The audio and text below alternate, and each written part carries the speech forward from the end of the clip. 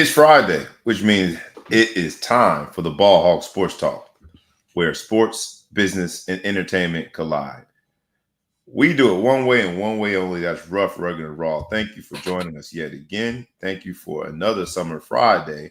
We decided to go in the afternoon hour, but it's going to be the same riveting content. It's going to be the same entertaining sports, business, and entertainment that you can find.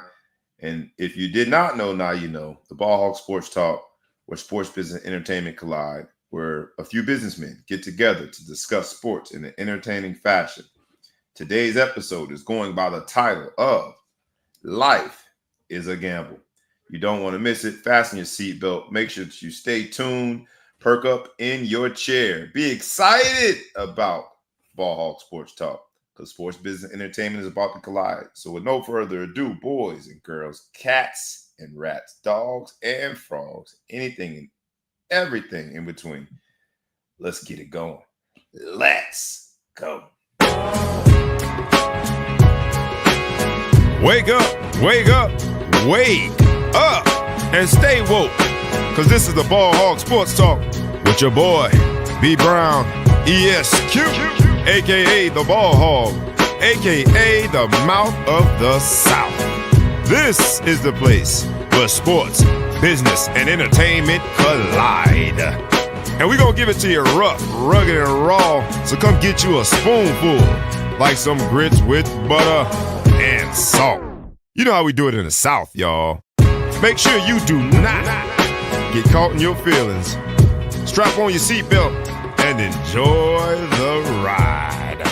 Come on, let's go.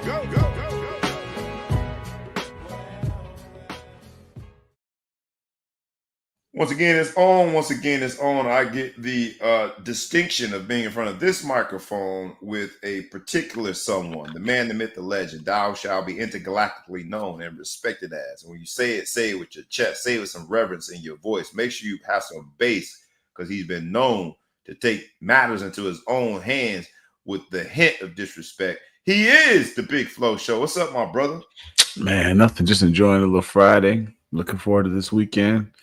Got both kids in town for the last weekend of the year. Both of them. B-O-F-U-M. Both of them. Both of them. You got both of them in town. All right. So you had to go to the grocery store, do all the things. Season some ribs. You know, got some chicken wings. I've been known, got a couple chicken wings sitting down there, getting ready to meet their fate with just some heat. You know what I'm talking about? The time is always right for family, man. So enjoy the family too. And we should share this, because the Ball Hog Sports Talk, where sports, business, and entertainment collide. We got the utmost credibility, because not only are we former players, but this gentleman before you, I almost called you the Ball Hog, the Big Flow Show. He is also the proud parent of not one, but two NCAA college student athletes. Pat yourself on the back one time, man. You know, I can't hardly reach.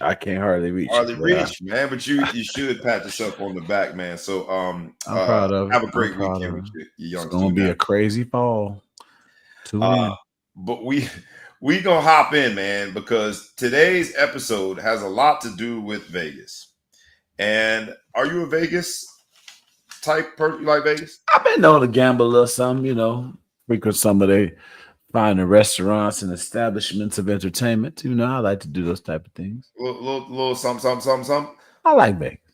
Vegas, I like it too, man. But this week, before we hop into the real nitty-gritty of Vegas, Vegas, unfortunately, was the starting place for what became a national tragedy.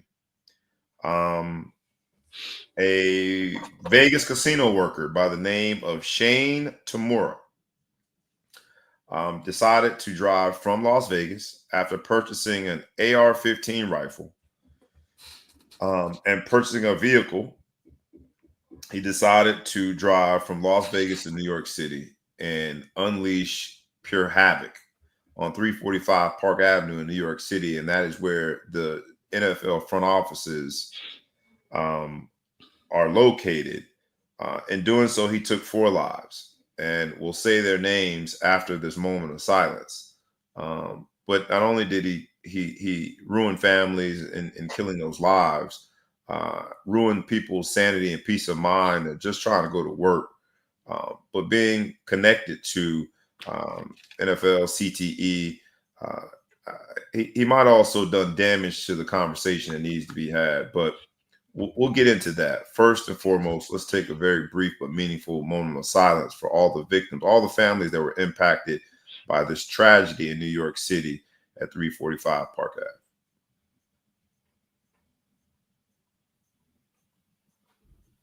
I don't know what possesses someone to do that type of thing. And the gunman, while killing 4 people, he then turned the gun on himself and killed himself.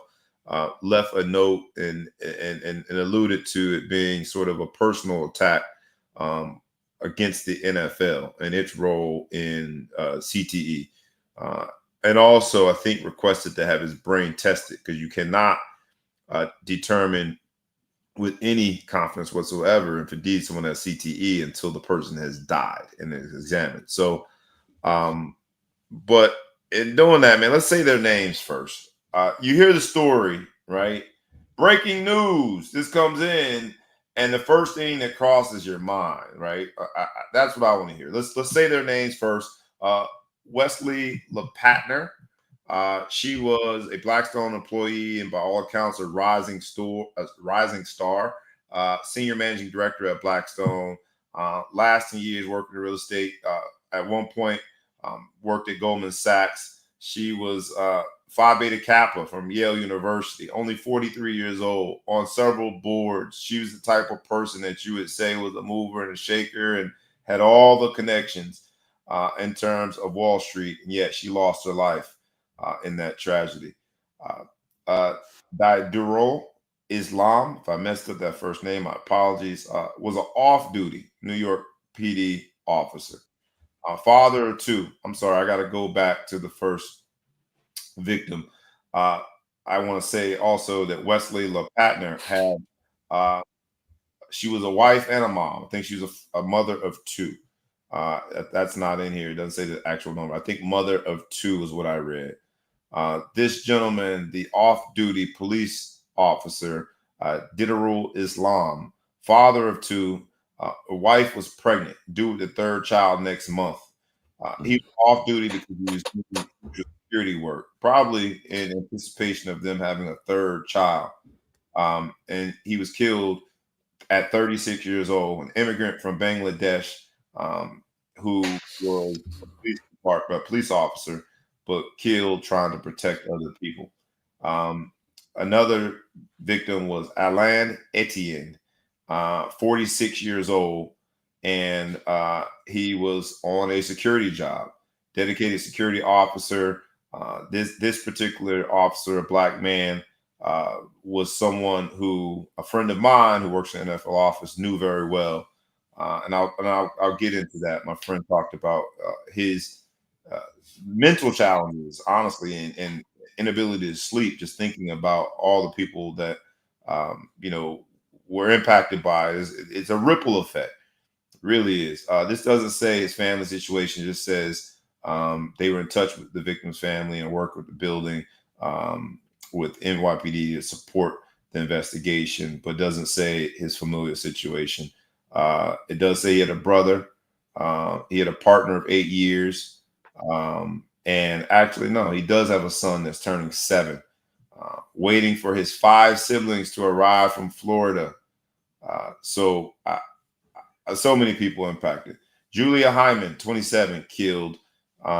And she was graduated from Cornell and was a young professional, but by all accounts, also was a rising star.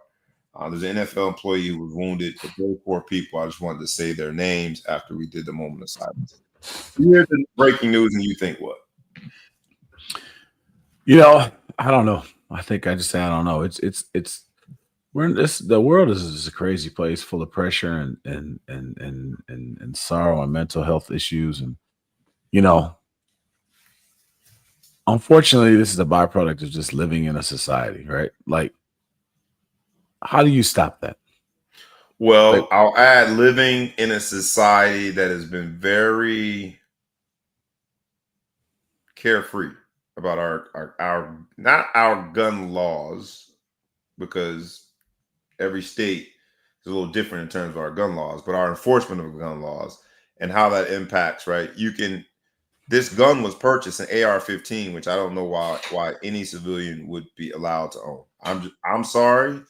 I believe in the Second Amendment too, but I feel like the Second Amendment needs like I don't know, some additional information to it, because why would you need to own an AR-15? But I just add that to say, like, he bought it legally, drove from Vegas to New York City, which is not illegal, to unleash havoc on people. Didn't you have a story about how he got the gun?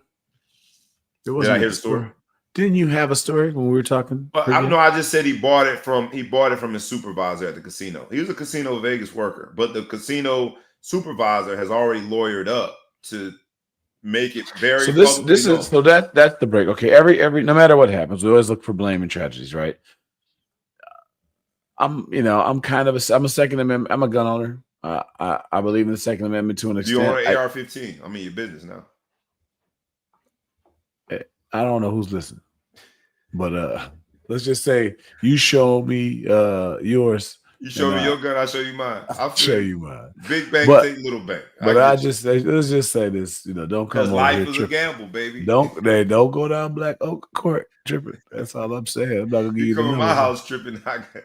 Things may not end the way that you anticipated. That's all I'm gonna say. All right, but that said, there's too many guns in this country to talk about the gun laws in certain ways. Like, you can't take all the guns off the street. Like, you can't do them. There's too many of them. It's too late. It's too late. You go to Europe, they don't have the guns enforcement. The problem I have is this dude obviously wasn't normal, right?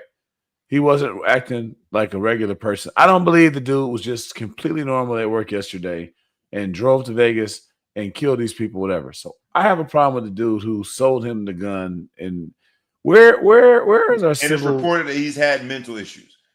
And so if your supervisor knows you have mental issues, why would he sell you a gun? But you can't tell me that the supervisor didn't. If somebody thought he wasn't right, the supervisor probably shouldn't have sold this dude a gun. And that's where the Second Amendment nuts get on my nerves, right?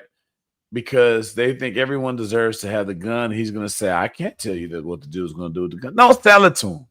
Just like if you're at a bar and you see a dude stumbling and he asks you to buy him a drink, maybe you say no. If you're outside of a store and you see a dude outside that's walking around crazy and he said, go in there and get me some liquor, or go in there and buy me that. I mean, even something could be legal. Don't do it. We're going to pass blame. There's going to be a lot of topics now. There's going to be a lot of talking heads are going back and forth. But, if dude didn't have a gun, he could have took a knife and stabbed somebody. If he didn't have to stab somebody, he could have drove through a crowd. If you're hell-bent on killing somebody, a gun isn't the only way to do it. So I'm not against gun laws, but I just say sometimes we just go too far. We live in a society where you and I walk by every day. You drive down the street, right, and there's somebody coming the other direction. At any given day, one of those people can decide to just turn and take you out, or they can fall asleep. That's the other half of life is a gamble. I said those 4 people's names, and where. And I'm sorry, I don't want to minimize the death of these people. So let me take one step back and let you finish. But like, I don't want to shrug it off and say shit happens. But the pressure and the knee jerk reaction is just to be out of the anger and the sorrow is to just blame who we can get. The dude who killed himself, it's his fault. The guy who sold him the gun, his fault or her fault. I don't know if it's a male or female. Whoever knows him, who saw him driving towards that strat, you shouldn't be able to sleep at night, and you should feel terrible because there are people who have signs that were in your life that had an idea some bad shit could happen like that. The person who works at the casino with you, that knew that you were going to sell the gun to this guy. They had the conversation that was in the break room that didn't say, man, are you sure you want to sell this dude a gun? It's your fault. I don't know who you are, but you're out there. It's your fault. Those are the people who I look at and I say fault. But to blame the gun laws, to blame this, to blame that, or whatever, you just there's some situations out there. There's people out there who could have stepped up and didn't step up, and it's I don't want to say that they're in Congress and all this stuff. They don't know this guy. Yeah, it's I will say this, man, because the title of the show is Life is a Gamble. And truth be told, the reality when you hear breaking news, CNN, people just going to work. I pass by 345 Park all the time. Do you? I've been in that building several times. I've been in the office that he was intending to go to several times, just on business. And while, I'm a man of fashion, I like my shirt, my ties, my fedoras, there is no way on God's green earth that I would ever have imagined walking into that building could put me in jeopardy of being killed. And so life is absolutely a gamble. And we say those people's names because we want to pay honor to their lives. But truth be told, it could have been anybody who walked in that building at They any had nothing day, to any do with given it. time. They weren't the target. The targets had nothing to do with nothing. I mean, he never played in the NFL, and he had a beef about CTE. You just have a crazy individual. It makes me happy to work from the house. Church. And we'll leave it there, man. We'll see if his brain does show that he had signs of CTE. I'll go out on a limb a little further because the NFL became the poster child of CTE, despite the fact that, like, the science tells us, scientifically proven, that NFL in terms of a sport does not produce the highest number of concussions. But the NFL, being such a huge conglomerate business, just was a little sexier for outlets to use as the poster child of CTE than, say, MLS. Right? Like the NFL, and I'm gonna say this and we can move on. It's like life is a gamble in the sense that, from this standpoint, when media outlets, and I'll say all of media, ourselves included, there's a responsibility to report things a certain way. And I think no way imaginable someone writing those stories thinks that on the other end there's a mentally unstable person that's going to read it and now target the NFL as the reason for their own CTE, despite never having played football beyond high school. Despite being so young, right? He played high school football like 7 years ago when the rules had already changed, when the science had caught up. And we know that CTE comes from the traumatic brain injury without recovery. So you got to go through the steps of concussion protocol. Never made it to the NFL. But years ago, because the media in America told us that the NFL was the poster child of CTE on every headline, this warped individual in terms of mental stability took it upon himself to do that. And I think we all have a responsibility. You talked about the responsibility of people selling guns and knowing that someone's mentally unstable and trying to intervene, but also think in terms of the media and how we are reporting things. We have a responsibility too. Not to think that anybody that wrote a single article would have ever imagined that this guy would go and do this. But the truth be told, that you could probably make a direct link in terms of what he was reading, what he was being fed, what he believed, and how he used that to justify, at least in his own mind, going and taking this action. I don't want to co-sign that. I just feel like then you can start attacking people to say back to work. All the people say go back to work in the office. Maybe we should stay at home. Maybe we could do I go back to the acute person who could have been involved. The manager who knows his ass was crazy when he told you he didn't come to work today because he was on Mars speaking with Moses about you know what I mean? He told you some really crazy shit, and you sold his ass a gun. Yeah. Go to jail. You should go to jail. He's already lawyered up, which I think is a great idea. So we shall see. But really tragic. I hate that the NFL family is involved in this story, and I hate that all of the people, whether it be BlackRock or the security guard or the NYPD officer, like so many people are involved in this tragedy. It just shouldn't be. That's not the only thing. So while he came from Vegas, and there's a Vegas supervisor that sold him, a casino supervisor that sold him. There's a few other stories about Vegas. Twin, that's what the young people call their friends now. What up, Twin? The Morris twin, man. Marcus Morris, who was the one who you would think had it all going on. He played, I think, a little bit longer, but he's been the one that has been a repeat guest appearance person, a contributor, I guess they would call him, on both First Take and Get Up.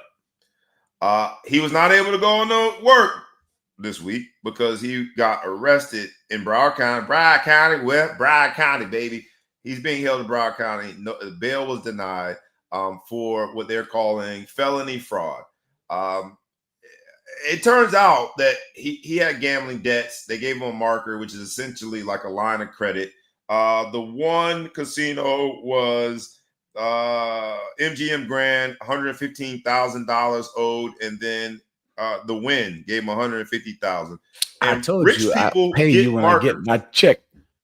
Rich people get markers. They gave him a line of credit, and assuming it's still unpaid, and now he is facing felony fraud charges, which is a very creative charge to trump up in this situation.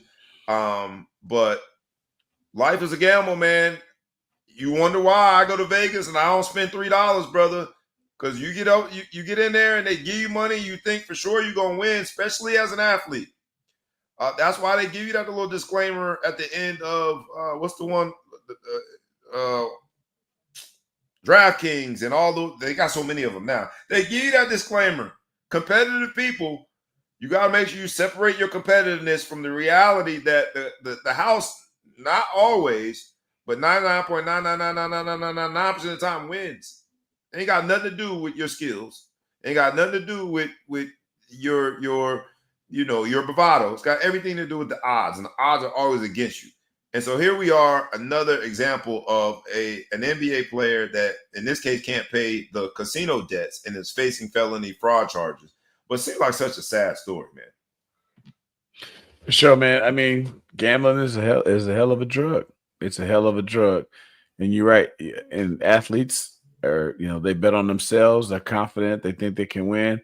But that's the thing you don't realize is that the odds that you're against don't have anything to do with how well you can shoot a jumper, how well you can block a shot, or how many rebounds you got. We are equal in the eyes of the devil. And right, the house is coming for you. It seems as though like when you walk in, all 6'10" or whatever, how tall he is, recognizable, because he's not only had a very long and productive, he's a journeyman, but he had a productive NFL career.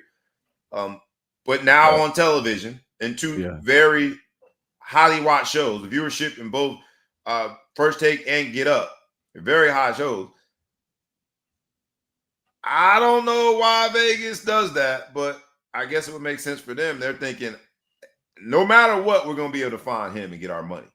But the marker, the line of credit is, I think, like feeding. It's like literally giving candy to a baby. If you give somebody the rope to hang themselves, knowing for a fact they're going to hang themselves, like, I don't know. I mean, I guess we all got individual responsibility, but why give them that money? Why give him the marker? Because they figured he knew somebody. I say he's tall. He knows somebody. He knows somebody. Even if he can't pay it, he knows somebody who can. But it seems as though like some of them guys are a target. They don't even realize it. He's not the only one that's in a lot of trouble. Kendrick Perkins came on and talked about how he got himself in trouble. Now, he made more money to get himself out of it, and that's where most casinos probably think, even if he don't have it today, he'll probably have it next month or have it soon, whether it be from ESPN or NBA checks. But I'm rooting for you, twin. Get out of that jail. The deny bail, though, seems a little harsh. I mean, I know. Like that's just, but they're probably trying to make an example out of him. On a civil case, Vegas this is a civil wins. Man. This is a civil man. What do you think he's going to move to Bali? You don't have money. You don't have any money. So what are you gonna say? No bail at 6'10". Yeah. But I guess and their point is, if you got bail, in the airport with his family, dog. Hey, if you always got the bail, then pay your fees. Right. Set the bail. You know what to do? Set the bail. for that amount. For whatever he owes the casino, and if he pay it, just give him the money and just drop the case. But that becomes where the conspiracy theories arise, though, man. The only reason that man got arrested in the airport with his family, you traveling with your family, you get arrested and is going to get extradited to Vegas. The only reason that is what we would consider a white collar crime. The only reason he was treated like a low level criminal is because it's Vegas. Vegas always wins, bro. Always. Anybody that's questioned why I don't gamble, this is why. Always win. Shreveport, Louisiana, baby, 1997. We was in the Weed Eater Independence Bowl. I lost all my check on the first night. They let me cash my check. My little 19, 20-year-old gullible self shouldn't have been gambling. Cashed the check, and I walked out with nothing. Couldn't even drink, but I could cash my check and give it all to them. And I promised the God that I serve. They wouldn't give him free drinks? They wouldn't give free.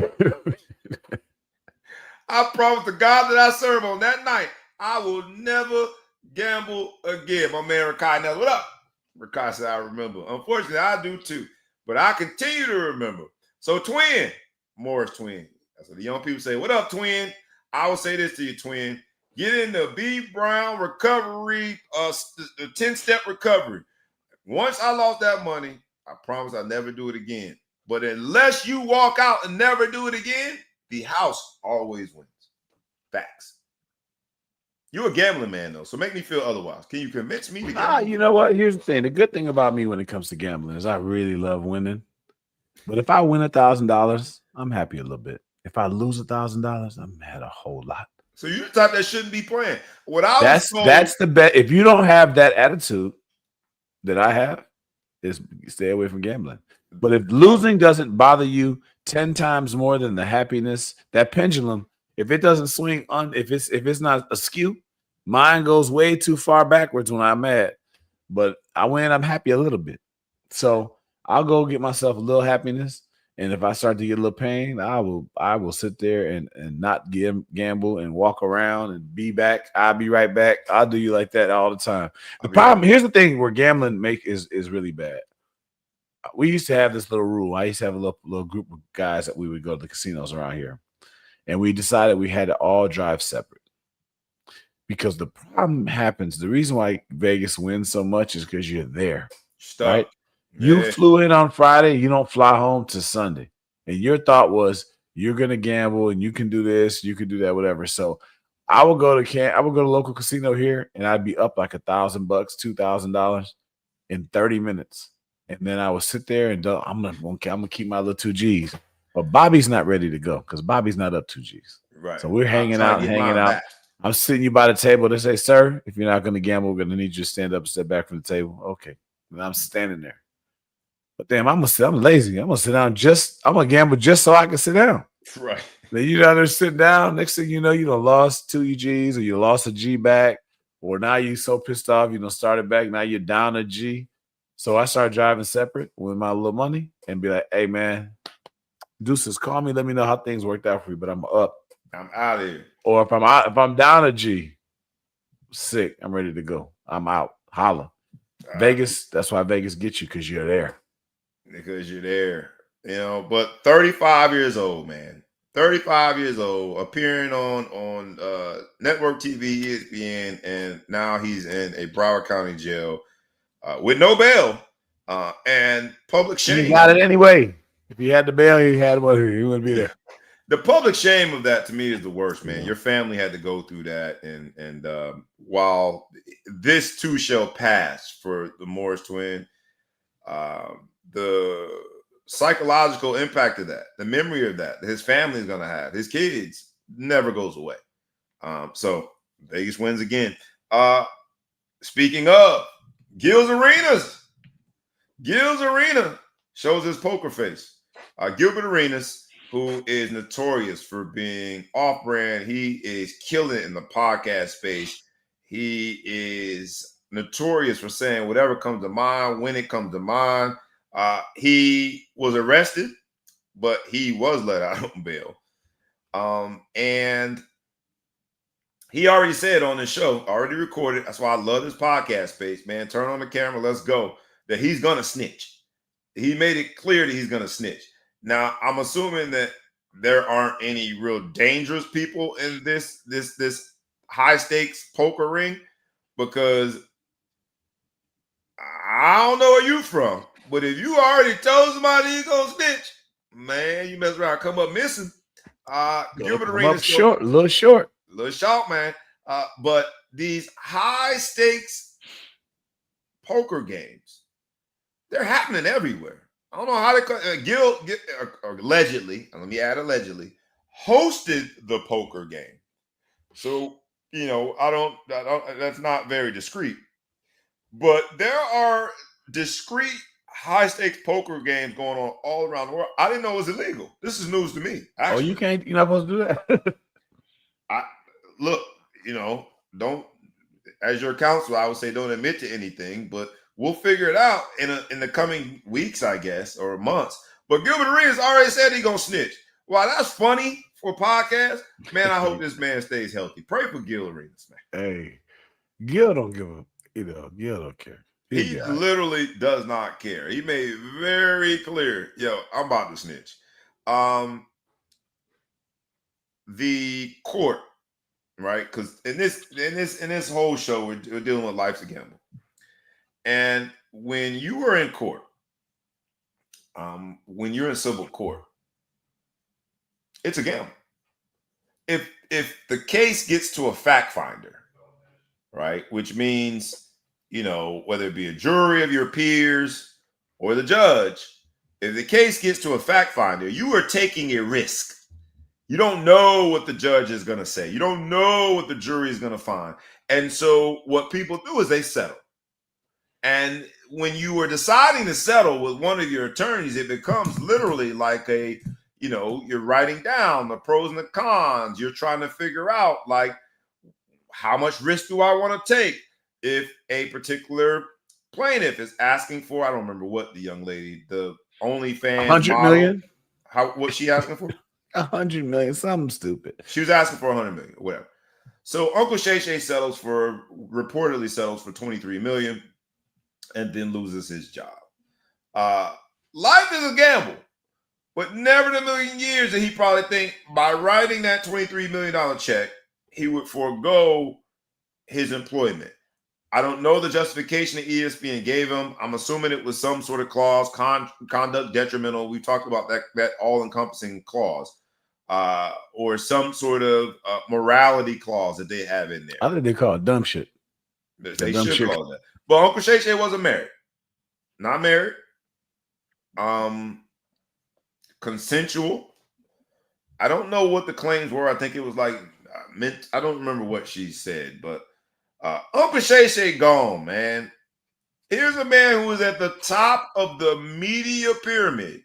Maybe you would put what's your man name? Pat McAfee is Pat McAfee. I'll put him over Uncle Shay Shay right now. Shay Shay, think about Shay Shay Smith. I put him over Uncle Shay Shay. But then you really got to scratch your head and figure out who would you put on top of that pyramid over Uncle Shay Shay. And yet he took the risk to be with this OnlyFans model who he's been doing that, though. That's the thing. He's been doing that. About 35 women just come forward. He didn't. Shay Shay been a freak. Shay Shay survived the butt post. What was that?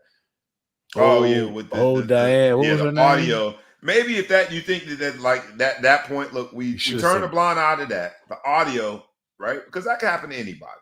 You're in the act and seems unlikely, but you're in the act and a recording device is triggered and you are exposing yourself by way of live. That can happen to anyone.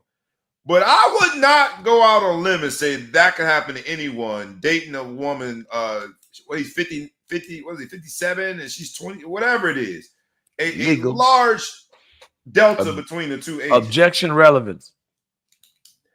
Relevance is ESPN doesn't see that as understandable. Right? Like you call it the dumb shit clause, but they're thinking, do we want to be associated with someone that would take that level of risk? Life is a gamble for sure. Every woman that Uncle Shay Shay meets, every woman that he meets in the bar, in the club, online in his DM, there's a certain risk that you're taking. But you multiply that risk exponentially when she's only 20, whatever she was. you multiply exponentially. He just didn't really seem to navigate the situation. And when I say situation, his relationship or situationship with that young lady with any care. That's probably why ESPN fired him. He got mad because ESPN fired him and made it public before the Hall of Fame game, which was the first time that his brother, Sterling Sharpe, was rolled out to America as a Hall of Fame inductee, one of the 4 inductees this year. Shannon Sharpe felt as though he was overshadowing in a negative way his brother's Hall of Fame induction, Hall of Fame game. And so he was asking ESPN to wait till Monday until after the Hall of Fame game, which was last night. Do you think ESPN should have waited? No. They don't give a damn about they're firing you. They don't care about you. I don't want you to work there anymore. But they're firing you while also, right? Last night's top story was the Hall of Fame inductees. I'm watching ESPN and someone's interviewing who other than Sterling Sharpe, and naturally there's going to be a question about Shannon Sharpe that comes up in relation to. Do you think your brother is a freak?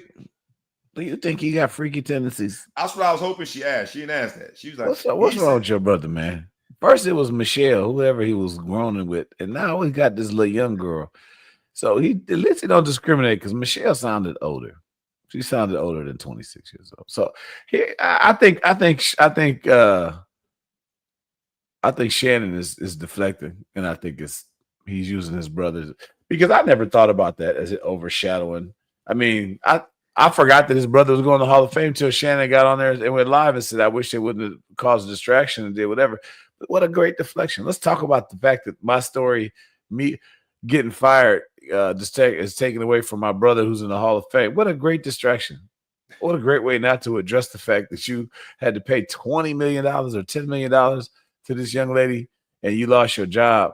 You had to. I just feel he was going to be the next $100 million man media wise. He was next in line. Stephen A. You know what? I lost the bag, but I'm not going to talk about that. I'm going to talk about the fact that I feel so terrible. I overshadowed my brother, man. We did that. Okay, goodbye. I have nothing else to say. Wait, hold on a second. Okay, now that we've established that you're sorry, let's go back to that. I'm not talking about that. And that's the only reason why I have a problem with it is the Michelle. Her name was Michelle, right? The grown tape that he had. I don't remember. That's my problem. Is you know what, man? The name. What they said? What did George Bush say? Fool me once, fool me, can't get fooled again. Right? What did he say? I think there's a saying over here too. The saying the right way. Yes, that's the way he said it. But that's the kind of pause my brain gets. Is the same one that George Bush had. Is hold on, man. You just survived the tape. Clean up a little bit, man. Look, man, baby girl, I'm gonna have to we're gonna chill. You know, she recording you, but then I have a problem too. Is all this recording stuff, and he was talking crazy. He put it out of context, and they didn't play the whole tape. I don't know why he settled. I feel like if he should have settled, he should have said to ESPN. Because life is a gamble. But I feel like you should go to ESPN and say, "Listen, I'm thinking about settling with this young lady. What do y'all think? We're gonna fire your ass, or I'm not settling. I'm gonna fight it. Should I fight it? What's gonna happen, man? Well, I think it's conversations." Fighting it, and when I say life is a gamble when it comes to that courtroom, baby, it's a gamble because if you got a hearing, right, and the judge decides that certain information, certain recordings is admissible, certain testimony from other women in your life is admissible. Some real salacious details can come out about your life, and so it's a gamble. You never want to take that gamble. So I understand why he settled. I just don't understand why he did the act to begin with, right? And it's a challenge. Now, on the other hand, and this is where I want all young money bring the. If we haven't learned anything from Epstein and Trump and P. Diddy and them and all these people, is Russell Simmons. Money brings the freak out of you. Money brings the freak out of you. Most of us have regular jobs. We got one wife. We have things to lose. That's whatever. Got to be certain places by certain times and do things a certain way and look a certain way and do all that kind of stuff. But when you start having all kinds of money and fame and, we've been walking around with purses and looking like an old lady at church because he can do what he want to do. He got money. It turned you to a freak, and he said, "I want to be a freak." Let me just look Because right I in the can't camera. help myself. Any outlet out there that's thinking about picking us up and paying us, just understand that he ain't talking about us. Our freak is already out there. Make sure that you You pay only it. is Chris. Was it Chris Rock said one time? A man is, and I don't agree with this, but a man is only as faithful as his options. Oh, That's what him said. Him said it, not me. Him said that.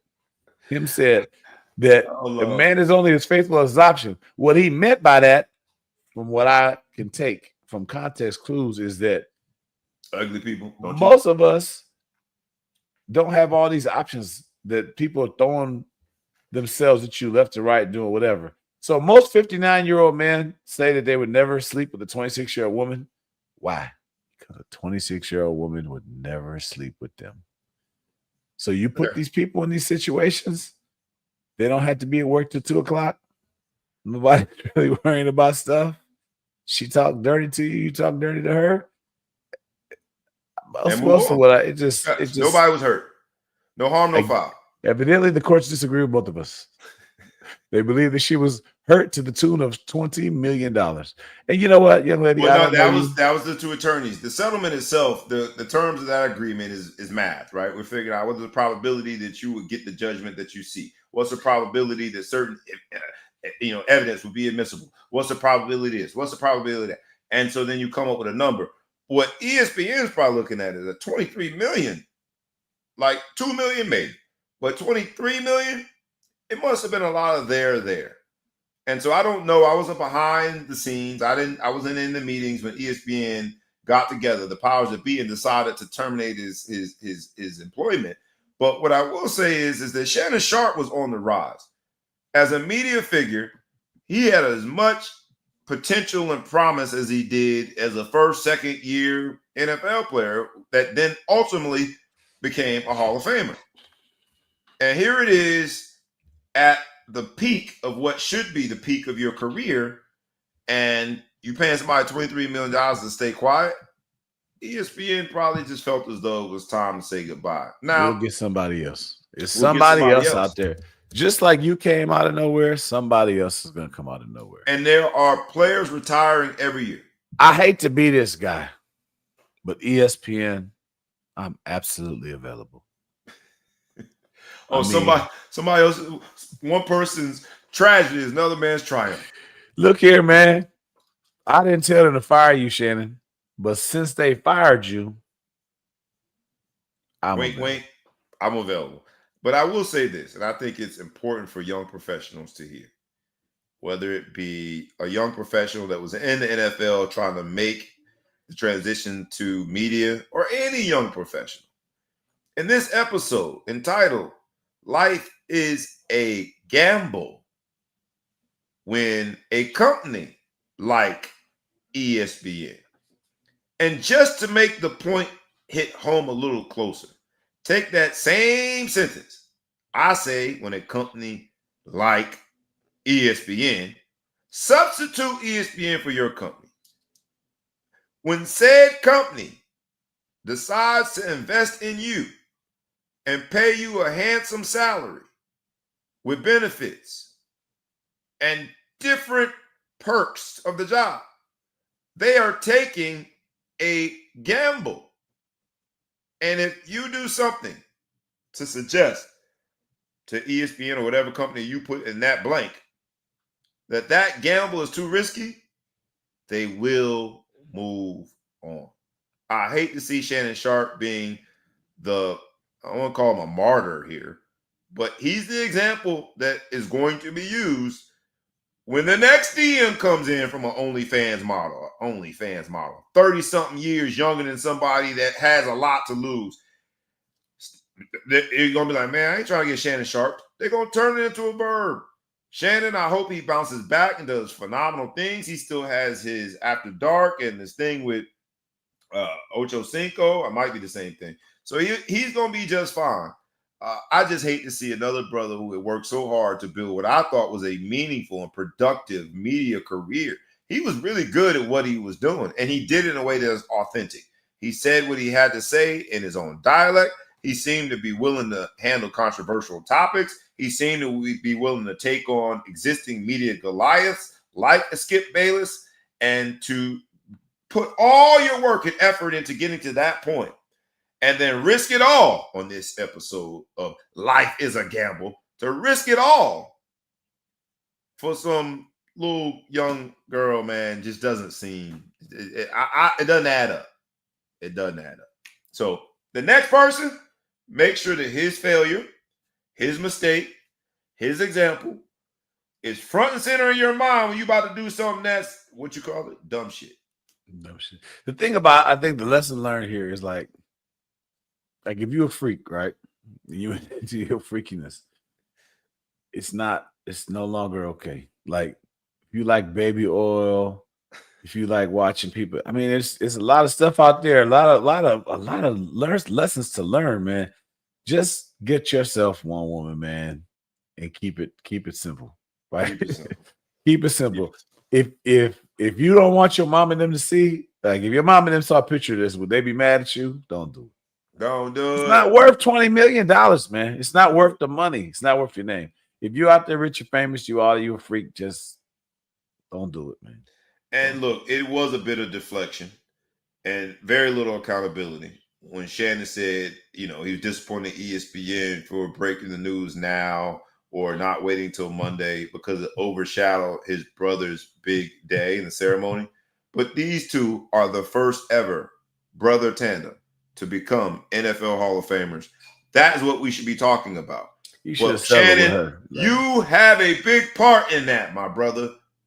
Where there's smoke, there's fire. If you didn't create the smoke, it wouldn't have been the fire. And that's just what it is, man. I do hope I know Shannon will land on his feet. There's going to be another network out there that's going to sweep in. Remember, Marv Alberts was biting booties and panties and all this kind of stuff. When it comes to media, biting, leaving teeth marks, wearing high heels, and nobody. He'll be fine. So we got to use this as a people. When I say as a people, as a black people, as a people, as former athletes, as people that are in the media space, we got to use this example to make sure you ain't the next example. I did want to share quickly, or at least comment on quickly, a press conference, and we won't show the video. We're going to be quick today, so we're about to get out soon, but Coach Prime stood in front of those cameras with, I thought, the most amazing amount of faith, talking about how he had a battle with bladder cancer. He had his bladder removed. He made light of the fact that him and his grandson are both in Pampers now. But he stood in front of those people. He stood in front of that media gathering and talked about his faith. He talked about how he dealt with it. But he also talked about how he is not a victim and he thanked God for everything. Coach Prime, man, a lot of people hate him. I understand you don't like the bravado, but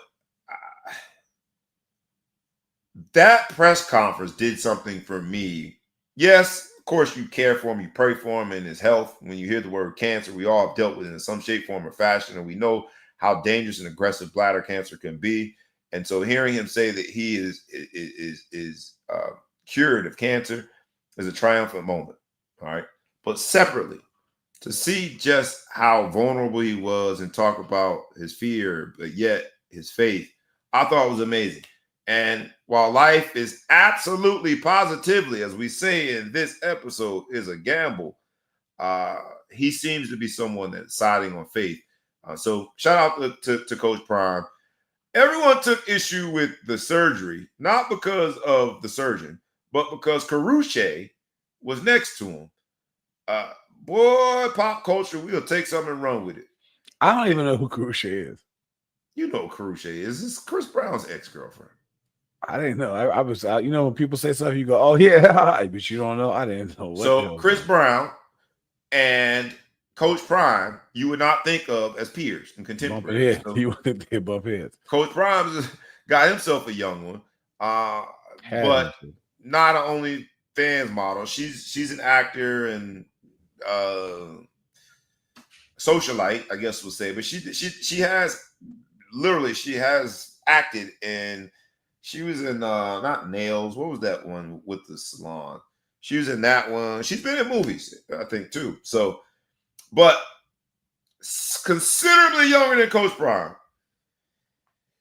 But shout out to Coach Prime for at least beating the cancer. Hopefully he can manage to have a healthy relationship. But Carucci was by his side the entire time. He had young Dion Jr. Bucky, I think is the nickname he gives him, capturing it all. So we're probably going to see this in some form of a I've been seeing a documentary. lot of it. It's some nasty stuff too, like the bag out there with all the blood, nasty. But you know what though, I'm very critical of Dion. I'm proud of the man for humbling himself. I'm one that like has gone through some health stuff, and I'm not a public figure like that, and I haven't come and shared them on the show. You But ain't I public share, figure like that yet, baby. They're gonna pick us up soon. but I'll share my health. Probably overshare some of my health issues that I had with people. And the reason why I do it is one, I think I've gone to so many people and told them stuff, and they go to the doctor and get checked, and they don't ignore the thing. It happened. What's going on? And that's what Coach Prime did. He was a plea to all men to go get checked. Don't let your ego be in the way of common sense. So I think he's a man, and he said, look, he had lost his toe before. He talked about that messed him up, and he had some problems with his calves, has messed him up. Now he's having issues with, he had the issue with the bladder, and he let people know, like, this is what my life is like now. For the rest of my life, I can't go to the bathroom normal. I got to wear a diaper. I saw one where there was a lady. She must have been his nurse. I thought it was his woman or something, but it was like a white lady that was talking to the kids. But I don't know who she was. Cruce is like it was a light skinned black girl. Yeah, I saw her, but then there was another lady who I was confused. I didn't know his relationship status. I didn't really understand what was going on. But talking about how he's going to have to go to the bathroom and how things are different and whatever. And there's a public service aspect to that, and it's and things are only embarrassing if you're embarrassed by them. I know that sounds stupid, but it does. I mean, like, do you think less of him as a man now because of what he has to go through, or do you think whatever? Like, okay, he's got to wear a diaper and he's got to do whatever. I feel as though he already had a test case out there, if you will, with the toes. Not a lot of people gonna tell you that they only have 8 toes, right? Like, people don't say that. Yeah. So he did that. He went through that kind of stuff, and now he's going through this cancer situation, and he's telling you what he's going to have to do, and he's making a joke over self-deprecation. I find is one way that you can get through a lot of stuff, but I take my hat off to him that he's doing. He's like, hey, you're going to see a porta potty on the sideline because my bathroom issue is going to be what it is. Basically saying I'm coaching. A lot of people say right off into the sunset. He said, hell no, I'm not going to do that. I'm going to still be out here. Yeah, I'm out here fishing. Shit, I'm going through this stuff, and I'm out here fishing when I'm healing up. And I'm going to be out here coaching this year. Camp started. He's going to be out there. He's going to do what he's going to go do. And the players already talked about how they are feeling great that he's back. He's already back, which, God bless him. My issue with the Carucci thing became a big thing because no one knew his personal life, and from his personal life, the relationship status with him and Carucci. When you see the coverage, you can't help but know that that's got to be his lady. She's by his side, crying, she's emotional the whole time. Your cousin that happens to have my last name, AB. Don't do that.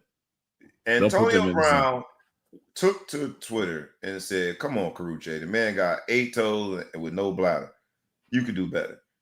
And I know that we started this show talking about CTE in terms of the gunman in New York City, but full circle moment. I laughed about Antonio Brown, but man, that's a little too far. When you talk about too soon, too low, too far, all those things, Antonio Brown needs to be stopped, bro. Quick. Yeah. Something you don't make light of, right? And it's cancer. We've all dealt with it. So in this episode, Life is a Gamble, man, shout out to Coach Prime because cancer has impacted all of us. And the gamble or the risk that we take in just living is that we can get bad news. How we respond to that bad news says a lot about who we are and our own faith, but also our responsibility to others and how we use that information to help. And so while you and others might have issues with Coach Prime in different facets of his coaching and other areas. I agree with you on this one, man. Shout out to Coach Prime for owning up to his own self-inflicted social responsibility of helping other men do better and get checked out. I'll give you last word on it before we come home with a few things, man. I hope he heals up, invests, and gets the most normal form of life he can. Yeah. Shout out to him, man. Thank you, Coach Brown, for being a good example. We're going to talk about, this Micah Parsons thing, and then we're going to get out of here, man, because life is absolutely a gamble. And Micah Parsons, along with some other players, have requested a trade. Now, just set the stage for everyone. When you're listening to this, know that Micah Parsons and Jerry Jones had a conversation. In close quarters, they have a conversation. The conversation, according to Micah Parsons, was prompted by Jerry Jones, the owner of his team, Dallas Cowboys, saying he wanted to talk to Micah Parsons about leadership. In the course of that conversation, somehow, I would imagine, Jerry's the one who did it. The topic changes to his contract. Now, this is the second year that we've had contract potential disputes, because after 3 years, Micah Parsons, it was very clear, was the best defensive player in NFL. They waited until this year when now it's, what they say, either shit or get off the pot. And so the Dallas Cowboys are in a different situation. Micah Parsons is in a much better situation in terms of his leverage.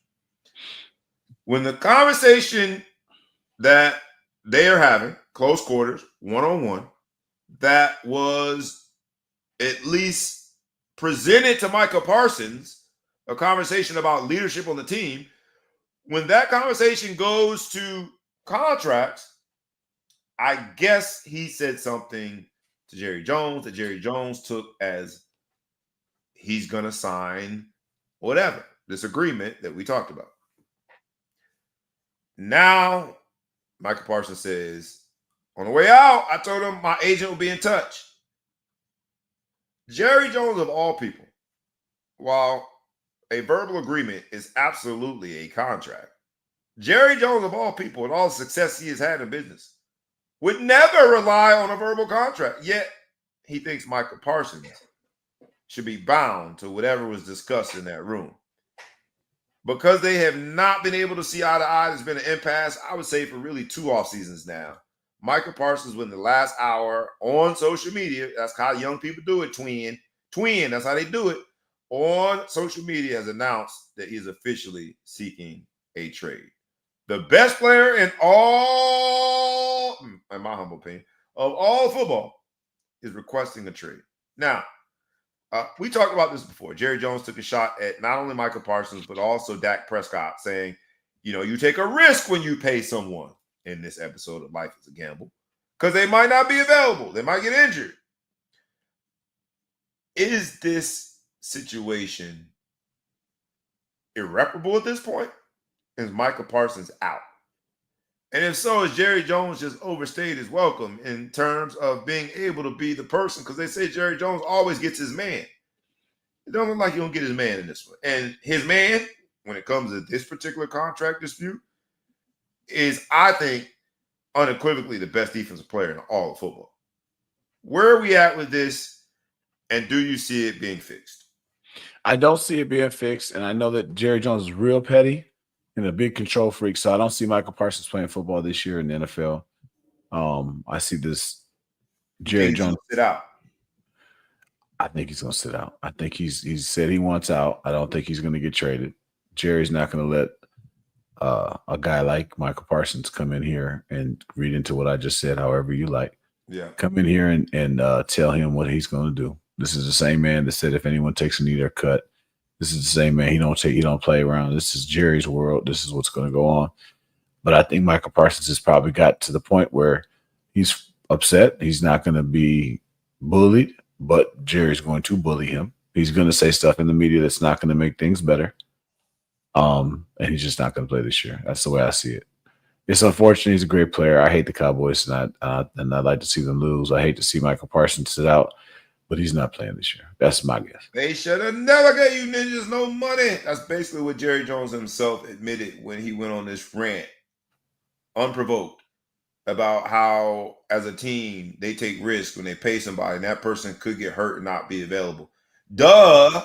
It's a dangerous game. But in doing so, I think he was poking the bear and setting himself up for this. He's not the only one. Terry McLaurin, I always mess up how you say his last name. McLaurin, the best receiver in Washington, is also seeking a trade. That's just what this is. But when you seek a trade, you also take a gamble, right? Because you essentially sever the relationship with your existing team. And, you don't know what people are willing to do. You don't know what pieces they're willing to part with in order to get your services. Micah Parsons, not really much of a risk. I don't know a team in the NFL that would do anything. They would get rid of even their best quarterback, franchise quarterback, for a shot at Micah Parsons in a lot of cases. Most cases, right? So a few quarterbacks you wouldn't get rid of for Micah Parsons. But he's out. He's taking a risk. We'll see how it fares for him. But I don't know if this is going to be able to be fixed or not. Before we get out of here, I want to give the Hall of Fame class. We talked about Sterling Sharpe. Eric Allen, an amazing cornerback, was inducted. Jared Allen, the defensive end. Mr. Lasso himself was inducted. And then Antonio Gates. Antonio Gates being inducted to the Hall of Fame makes him the first ever player inducted to the NFL Hall of Fame that did not play college football. And, the Chargers, he is well loved in San Diego. He's still a man about town. You can Did Tony Gonzalez? Yeah, he played. He played both. Yeah, he played both. Yeah. Right. Gates is the first player to be inducted in the Hall of Fame that did not play a snap of college football. And the Chargers took a risk on this episode of Life is a Gamble. They took a gamble on a guy, and it really paid off. But what it shows is, and I say this to people all the time, because a lot of people decide when they're going to put their kid into tackle football. It's the one sport that you can delay and play later. If you're a great athlete, yeah. If you're a good athlete. Right? If you're tough and you're a good athlete, yeah. Yeah, you could do it. Let's get out of here with Ball Hawk Spotlight moment. Jonathan Kuminga of the Golden State Warriors is still in a contract issue with Golden State. They have had interest from teams. I think Sacramento and Phoenix were the teams that showed the most interest. They got into basically a back and forth about a protected versus unprotected first-round pick. Golden State is basically just saying, Jonathan Kuminga, right? They found out that there's not a crazy market for him out there, and he did as well. Jordan Poole made a big joke. It's like, look, Golden State keeps betting on Draymond. That's the only reason they won't invest in Jonathan Kuminga. And so we shall see. In this episode, Life is a Gamble. I think Jonathan Kuminga might. Who knows? But I think he's got a tremendous upside. Golden State must not see it. And so we'll see how it all plays out. They just know that Green will come put hands on them if something don't go his way. They saw what he did to Poole. Yeah, man. Like, straight up. Like, at some point, I don't know, man. Draymond is, but at the same time, Draymond, to be gambling on a guy that seems every year to at least get to the threshold of technical fouls that they got to miss a game. That's at least. And then in certain extreme situations, right, like last year, basically a forced leave to deal with his air quote issues. Seems interesting that they keep betting on him. Yeah. Anything for Ball Hawk Spotlight moment before we get out of here for this Friday? This is a discussion that we could have had, but we're just gonna call it a Ball Hawk Spotlight moment. Paying attention to the WNBA and they're wearing the shirts. Pay us what you owe us. There was a show host called DJ Trice. She came with the take that said, people don't really understand what's meant by that. Pay us what they owe us, and they look and say, hey, the WNBA has lost money. But they've proven with this 3-on-3 league that they put together, where the minimum pay was $100,000. Unrivaled. New league this summer. Yeah, great. New league that just started, came out of nowhere, started by current players. Show you didn't have to be some billionaires or whatever. Current players that didn't have money because they weren't getting paid. So they started this league. They were able to pay a minimum salary of $100,000. They were able to pay the championship winners $50,000 bonus each. They were able to play the midseason one-on-one champion $300,000 or something like that. And so if you could do this and not be a corporation, and they were able to give ownership of the league to the people who are playing there. So for you to be able to generate this type of revenue, to be able to pay somebody in a fledgling league, which obviously probably didn't get a lot of support from the WNBA under the circumstances, it's saying that pay us what you owe us. The reason why we lost money isn't because we're not entertaining. The reason why we lost money is because you didn't run the business in the right way to make money for us to get paid. And I had to say church when I hear that. Church. Look, let's see. I know Unrivaled was able to do it in the first year. Let's make sure they can make good on all their debts in this episode. Life is a gamble. You got Michael Johnson, man, who's my favorite USA track athlete of all time. He's dealing with a lot of issues, man, because one of those investors pulled out. So Grand Slam track, while it was a phenomenal idea, will not probably make it to year 2. And he might be in jail if he can't figure out how to pay some people. Because ask Twin will tell you, they call that fraud when you ain't making good on them debts. But we shall see. I am rooting for Unrivaled. It is now the highest paying league for women in their offseason. So non-WNBA league, it's the highest paying opportunity in their offseason. You will remember Brittany Griner had to go to Russia to get paid. We've talked about it ad nauseum, how so many players got to go overseas in the offseason, which, right, you got to go overseas, which it complicates everything. Starting your own family and doing things in the offseason that women want to do, they could not do. So shout out to Unrivaled, and shout out to these players, man. Pay us what you owe us. And you might disagree with what you think the WNBA and the powers that be, the NBA, and they've got a private investor. You might disagree with what they owe them, but shout out to them for speaking up for equity and fairness.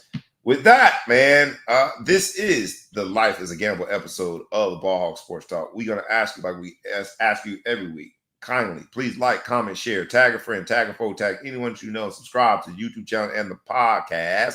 If you didn't watch it live, don't worry about it. The audio version will be available in no time. If you're watching it after, let's call it tape delay, feel free to still like, comment, share, tag a friend, tag a foe, tag anyone you know, subscribe to the YouTube channel and the podcast. My man, the Big Flow Show, has a family-filled, action-packed weekend planned in front of him. Shout out to you, man, for having your student athletes home. Enjoy them before they go off to their respective campuses and their respective teams. You know how we do it, man. It's where sports, business, and entertainment collide. A few businessmen get together to discuss sports in an entertaining fashion. We call it the Ball Hawk Sports Talk. We do it one way and one way only, and that's rough, rugged, and raw.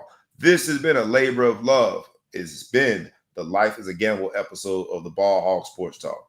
So with no further ado, you know how we do it. We is out. Peace.